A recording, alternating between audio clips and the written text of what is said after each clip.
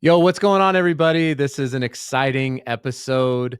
As you can tell, if you're watching this, I've got a lovely crown on because we are going to be talking to the label king himself. I have recently been crowned, but it was by the label king as king of the mountain. So we are going to get to hear from the one, the only, the man with the flowing mullet, Robert Parker.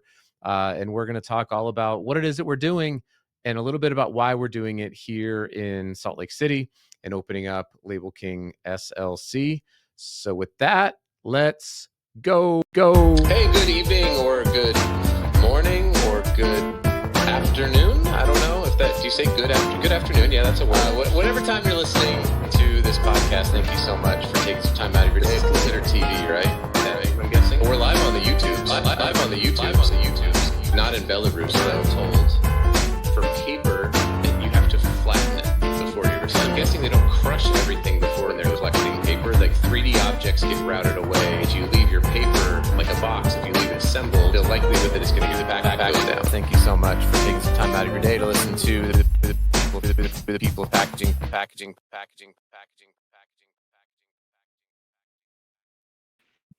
What is up, Mr. Robert Parker? How are you, sir? Wait, I think maybe you're back. Hear you now. Okay.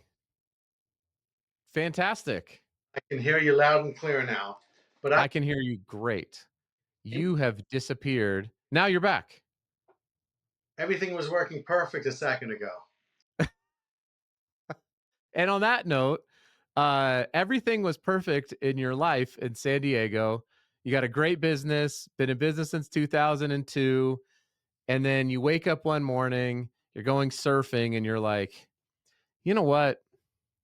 I think Utah needs to get some labels. So it's a perfect transition. Robert, thanks for joining me here on the podcast. Absolutely. It's great to be here, and it's great to be in Salt Lake a little bit more than in the future too. Oh, man. Yeah. So for those of you who don't know, Robert and I met a couple of years ago, but Robert, you know my OG in packaging, Bob Peak of Peak Packaging, famous for being on the People of Packaging podcast as well. How long ago did you go back with Robert? Maybe that kind of set, or not with Robert. Well, he is a Robert. Funny. What's that? Roberts are everywhere. There's Roberts all over the place. Why don't you just give a little bit about your history and how you started Label King, and then we'll get into what we're doing here in a little bit. Absolutely. Happy to do that. So, and that'll go back to knowing Bob Peak, your uncle. Started in the packaging business in about 34 years ago. Got a job with a company called Kent Landsberg. Now they're known as Veritiv, and was a salesperson there for about 11 years. That's where I met Bob about 2 or 3 years into it. My last 2 years of working there, I had this crazy idea that I wanted to be my own boss and I wanted to have my own business. What I wanted to do, but I wanted to do something in the industry that I really enjoyed, because there's so much creativity. You're always creating new things. You're helping customers out.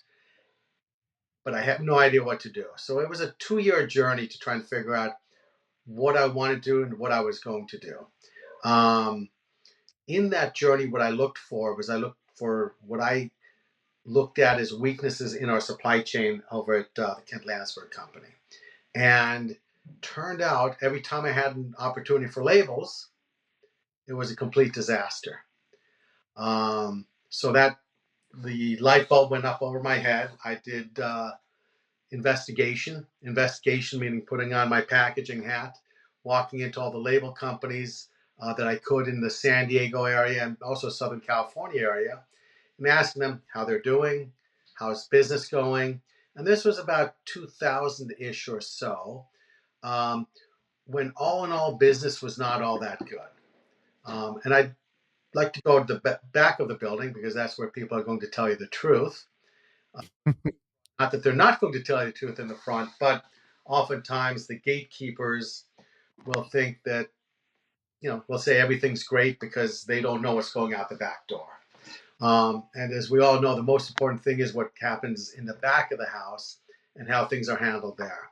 So, of label companies, and they all seem to be pretty busy. So I thought, shoot, maybe I could do this. So,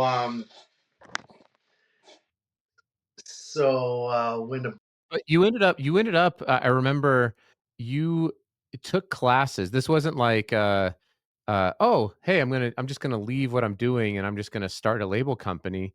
You went to like a school and like took classes and learned about flexo printing, and you really dove in and invested time prior to. And now that I've gotten to know you a lot more, it makes a ton of sense. You're a very you're fun, you're professional, but you're also very calculated, and I think that's awesome.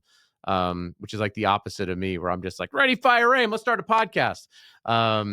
So you went and took classes, right? And met a professor, and there's a whole story there that I think is really cool.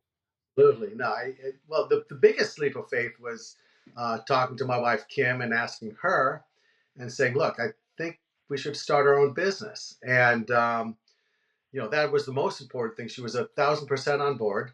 We had a 6 or 8 month old and a 2.5-year-old. So it was a pretty big leap of faith. And, really the start is once we decided to do that, was going to take class. Okay, we're back. We had a little bit of a technical issue, but that's fine. Blessed are the flexible, for they shall not be broken. Okay, so I think you were saying you were talking about the leap of faith, starting a business. You've got 2 young kids. Your wife, who's incredible, is on board. By the way, far superior pickleball player to you.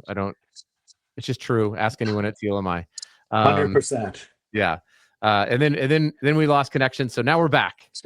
Now we're back. So yeah. Big leap of faith was taking a class at Fullerton Junior College and driving up there. And if you're not familiar with Southern California geography, without traffic, it's about an hour and 15-minute drive.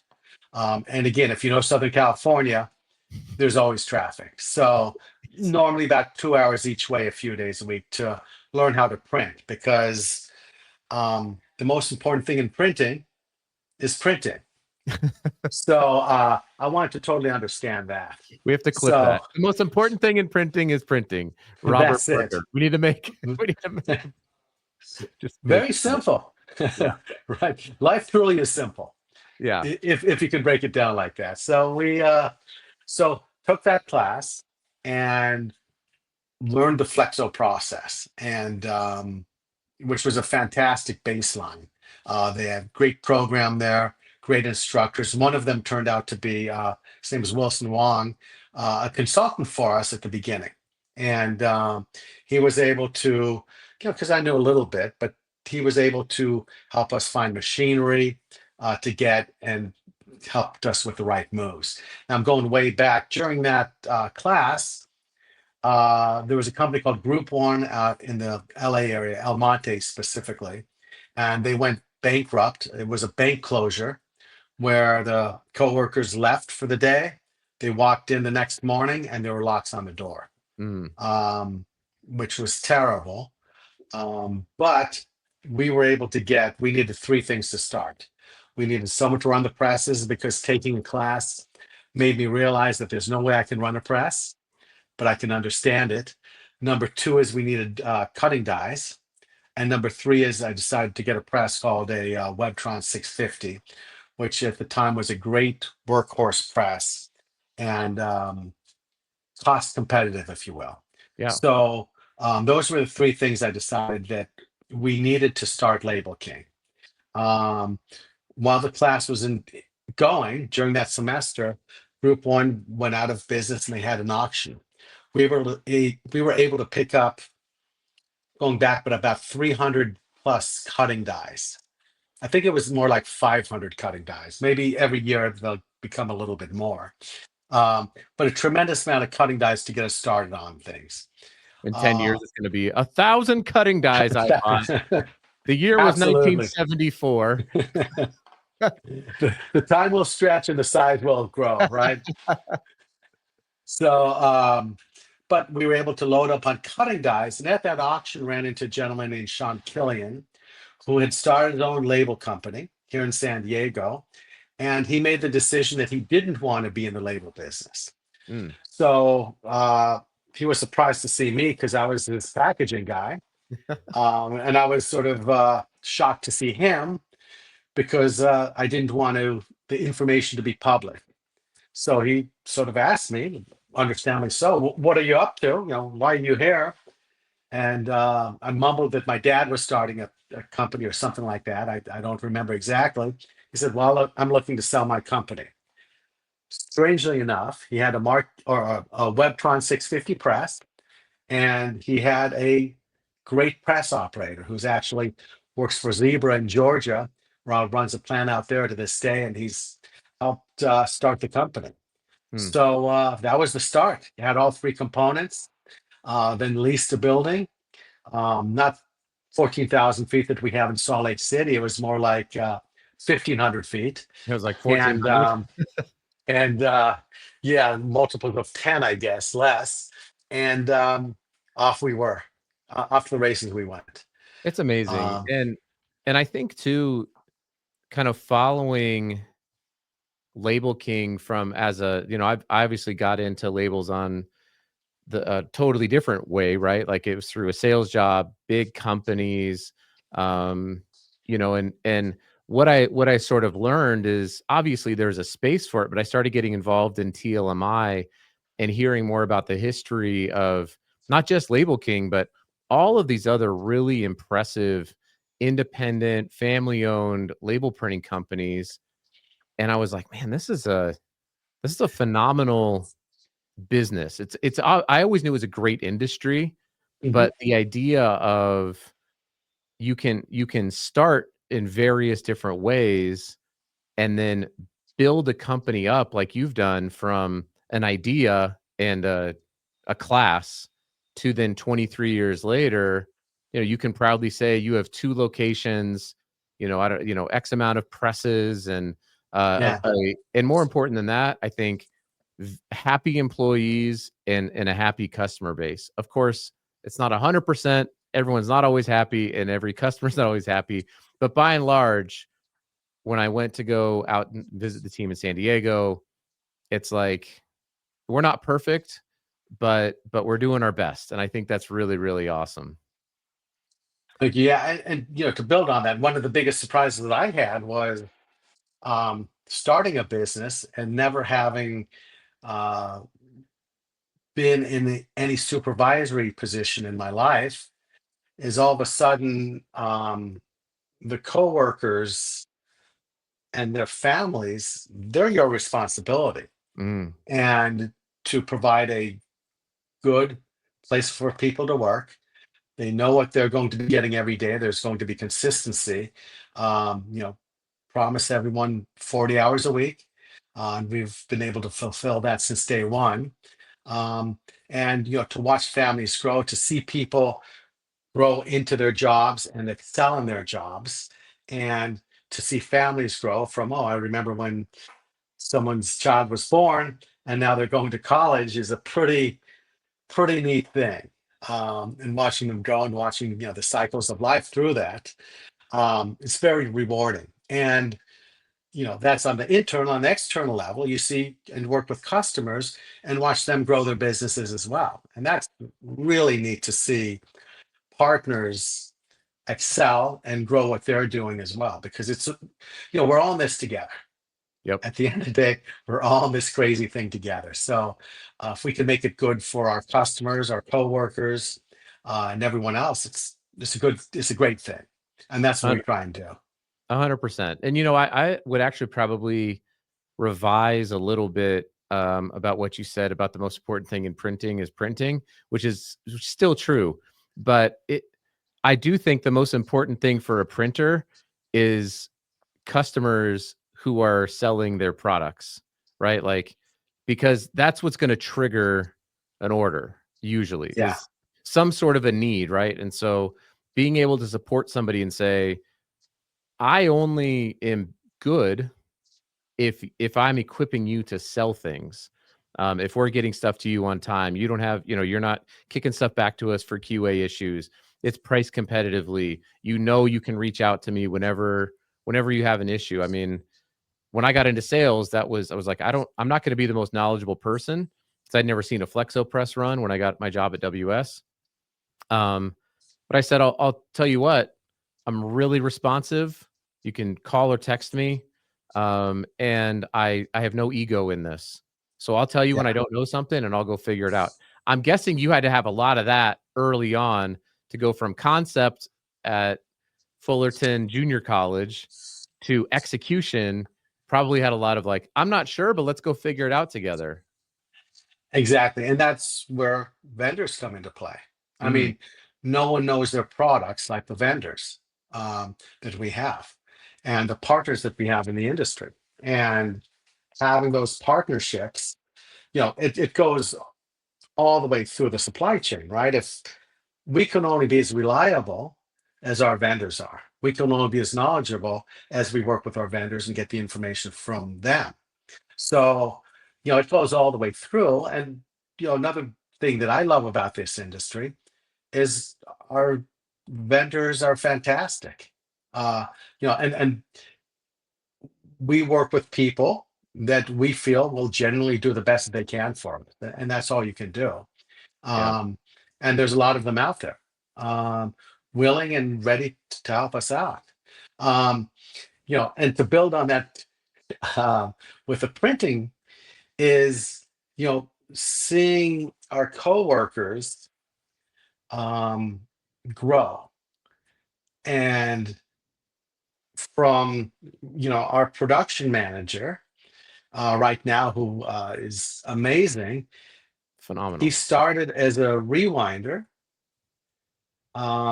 which is an extreme, every part of the process is very important. And if you have a weakness in any part of that chain, there's going to be problems. He started off as a rewinder and took the same class at Fullerton Junior College, and has shown dedication and learned through vendors, learned through videos, learned through things. And he's one of the best around. And 100%. I think he is the best around, but I'm a little bit biased. But and there's all types of stories just like that within our company, and watching people develop and grow, and going from rewinding to die cutting to printing, across the board is really neat. And I can look at the different facets of our company, whether it's shipping, receiving, whether it's customer service, whether it's inspection, whether it's printing, and look at the departments and say, we're really good. These people are excellent at what they do. Totally. So anyway, there's no success without a great team, and we have a great team. And I want to kind of jump in on this because it'll kind of take us in here to the tail end of the episode, which is, from my perspective, I've long thought, like, I want to do my own. I want to be able to have some, skin in the game. Like, I want to own a business. And I've toyed around with this idea for a while. And you and Kim went out, and that's one of the bravest things for somebody to do, right? Just say, hey, we're gonna venture out on our own. We got 2 young kids, start small, build it up. It's incredible. Maybe I'm just either smarter or not smart enough to pull that off. And I'm looking at what you guys are doing, and when the opportunity came up to say, hey, listen, I know people, I know vendors, I know people that buy labels.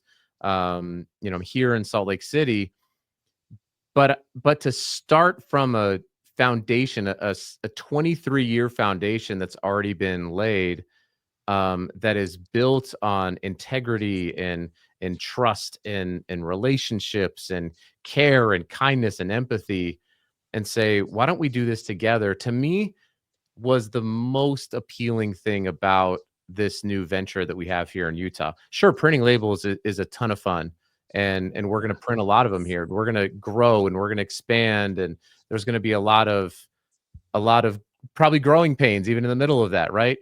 But at the end of the day, to know that you've already built this incredible foundation to launch from, I want to share that for people in Utah as well. It's not just the podcast guy starting a label printing company, because I would be very skeptical of that, to be honest with you. I'd be like, you mean the TikTok guy is going to put on a crown and start printing stickers? Not that I don't know about the industry, but to be able to call, David, who you're just talking about, and say, hey, we need Flexo spray coat. Where do I get this stuff from?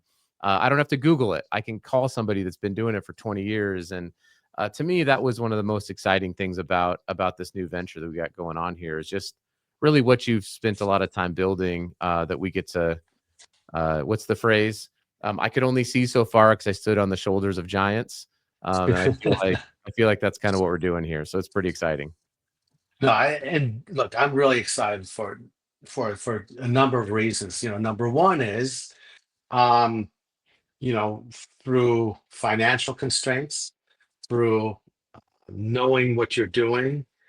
Uh, there were stumbling blocks in San Diego, and I'd be lying if I'd say there weren't any. Mhm. But what we're able to do here is pick the best practices that have taken years to sort of massage. Proudly, we were Converter of the Year a few years ago. And to Yeah. take all these things and say, you know what, if I could start again, I wish I would have done that. Will be able to help springboard us in Salt Lake City, I think, so much, that it's really, really exciting. And the market there is booming. Mhm. Um, the lack of independent companies in that area is something that we want to help provide. Independent companies that are local to that region, I think, is very important as well, Yeah. because customers can pick up the phone, call you, call me, and that's what we're here for. We're here to help our customers win, and help our coworkers win, and help our vendors win. And if everyone wins, then guess what? It's good. It's Yeah. winning. I love that. Yeah, it's going to be so fun. I'm excited. We've got our grand opening. We've been getting stuff kind of ready and prepped, and making sure that we're prepared for a grand opening. And so we're learning a lot already, which is really exciting. I've said this before, I think on the LinkedIn Live. The one thing, if you're listening to this, that can help me out a lot is, I just, even like, hey, can you quote this for me, is actually really, really beneficial. Not just because it might end up in something where we can work together, but I need help with, like, hey, how is it going to flow? What are our systems? What's the market? And just giving me feedback is going to be super beneficial. And number two, I know, Robert, you'll be out here with Kim and your son Max on the 28th. We're going to have our grand open house. So please come on out for that. Check out the facility. You'll see where we're going to be growing. And there's going to be a lot of really cool companies here that are going to participate in that growth with us. So I'm pretty excited about it. Robert, let's kind of wrap up here with one final question. Okay. I'm going to go with this. If you could bundle up, or like drop some knowledge on, like, the thing that you think has helped you see success in business over the last 23 years, one or two things that you would say, like, I think I would really attribute it to this. We've talked about the customers, we've talked about the coworkers, we've talked about the vendors, the triple bottom line. That's great. Let's go outside of that a little bit. What would you say would be those one or two things? Consistency. I think in everything that you do, and we've all seen people who are successful for a short period of time, Um, and it's hard to be consistent. With success, oftentimes people will take their eye off what's important. And, 23 years is a long time.